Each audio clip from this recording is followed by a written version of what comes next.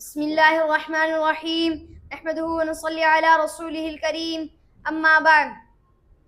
میری انتہائی نگارش یہی ہے، میری انتہائی نگارش یہی ہے، تیرے نام سے ابتدا کر رہا ہوں.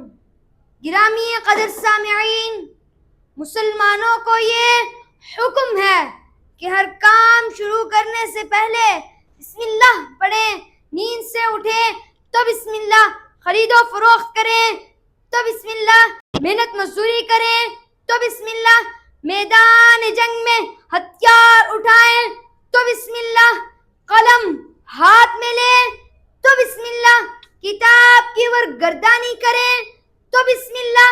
غرض ہے کہ ہر کام کے آغاز میں ہمیں بسم اللہ پڑھنے کا حکم دیا گیا ہے.